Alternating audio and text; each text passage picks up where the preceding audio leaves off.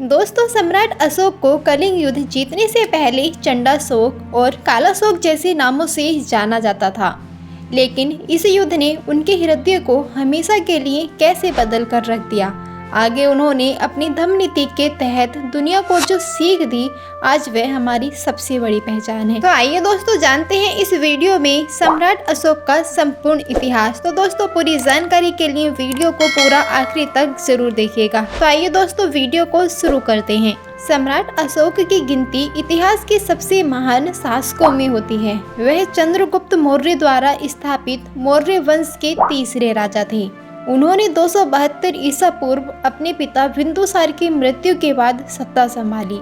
प्रसिद्ध इतिहासकार रोमिला थापर अपनी किताब भारत का इतिहास में लिखती हैं, चंद्रगुप्त मौर्य के बाद उनका बेटा बिंदुसार 298 ईसा पूर्व सिंहासन पर बैठा था। यूनानी उन्हें अमिट्रोचेट्स बुलाते थे, जिसका अर्थ है शत्रुओं का नाश करने वाला। बिंदुसार ने अरब सागर और बंगाल की खाड़ी के बीच का सारा क्षेत्र जीत लिया था और उपमहाद्वीप में सिर्फ पूर्वी तट पर स्थित कलिंग को जीतना बाकी रह गया था। इस पर फतेह हासिल करना उनके बेटे अशोक का काम था और उन्होंने इसे किया था। अपने आरंभिक जीवन में अशोक एक क्रूर राजा थे और उन्हें चंडाशोक और कालाशोक जैसे नामों से जाना जाता था। लेकिन कलिंग युद्ध के बाद अशोक पश्चाताप की आग में जल रहे थे और उन्होंने युद्ध के भयावह परिणामों को देखते हुए बौद्ध धर्म को अपना लिया था। पुराने इतिहासकार सम्राट अशोक को मौर्य वंश का एक साधारण राजा समझते थे, लेकिन रोमिला थापर अपनी किताब में लिखते हैं, 1857 में ब्रिटिश अधिकारी जेम्स प्रिंसेप ने ब्राह्मी में लिखा हुआ एक शिलालेख पढ़ा, जिस पर देवानापिय प्रियदर्शी नाम के राजा का जिक्र था। यह नाम इतिहास के किसी भी स्रोत से मेल नहीं खाता था और वर्षों तक एक रहस्य बना रहा। वह आगे लिखते हैं, फिर श्रीलंका में बौद्ध विवरणों की जांच के बाद पता चला कि एक महान और उदार मौर्य राजा का जिक्र प्रियदर्शी नाम से किया गया है। इसके बाद 1915 में एक और शिलालेख मिला, जिसमें लेखक ने खुद को सम्राट अशोक प्रियदर्शी के नाम से अभिव्यक्त किया।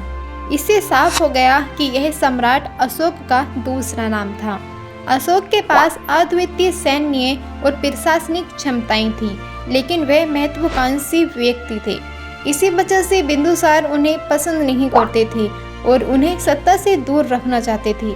बिंदुसार अशोक के बड़े और सौतेले भाई सुसीम के राजा बनना चाहते थे, लेकिन सत्ता के लोभ में अशोक ने बिंदुसार के गुजरने के बाद रास्ते में आने वाले अपने सभी भाइयों की हत्या कर दी।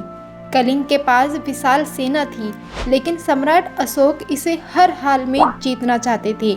रोमिला थापर बताती हैं कि जमीन और समुद्र दक्षिण की ओर जाने वाले दोनों रास्तों पर कलिंग का नियंत्रण था, इसीलिए मौर्य शासन के लिए उसे अपना अंग बनाना जरूरी हो गया।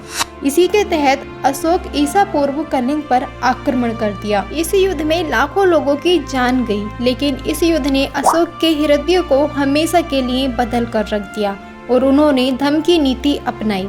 हालांकि रोमिला थापर का कहना है कि अशोक ने बौद्ध धर्म को रातों रात भले ही अपना लिया हो, लेकिन उनके एक शिलालेख के मुताबिक उन्हें सच्चा अनुयायी बनने में करीब 2.5 साल लगे। इस विचार के तहत उन्होंने अहिंसा का मार्ग अपनाया और युद्ध को त्याग दिया। सम्राट अशोक की धम्म नीति किसी धार्मिक आस्था या व्यवहार के लिए मनमानी नीति नहीं थी। उन्होंने इसे अपनी प्रजा के नैतिक विकास और सामाजिक व्यवस्थाओं को मजबूत करने के लिए अपनाया था।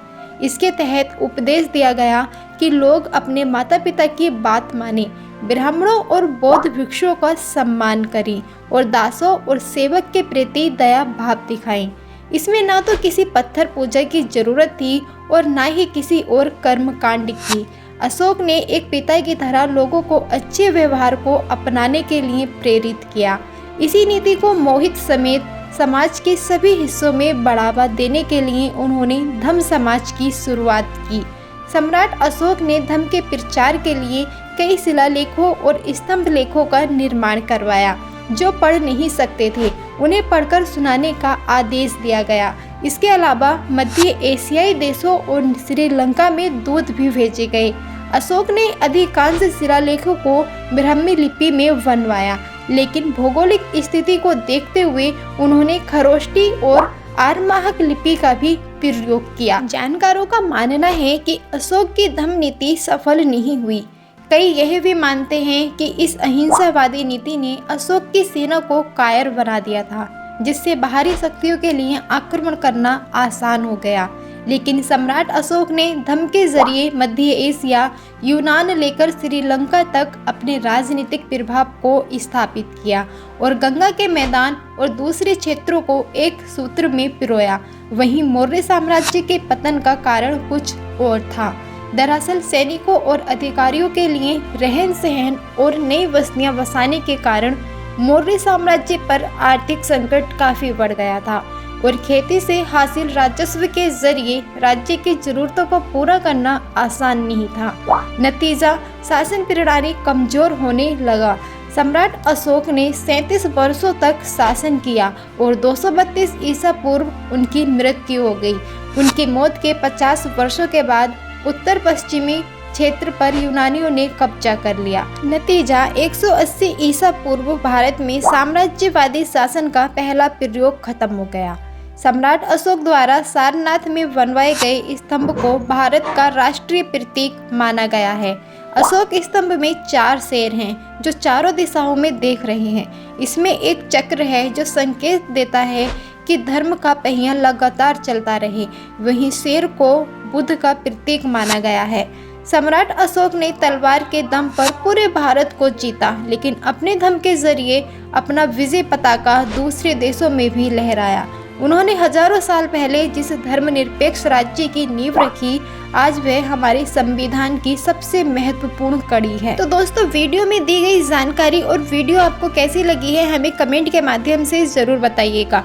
वीडियो पसंद आया है तो वीडियो को एक लाइक करके चैनल को सब्सक्राइब कर लें ताकि आने वाली वीडियो सबसे पहले आप तक पहुंच जाए। तो दोस्तों, मिलते हैं किसी अगले वीडियो में। तब तक के लिए दीजिए इजाजत और अपना ख्याल रखिए। बने रहिए हमारे साथ। धन्यवाद। नमस्कार।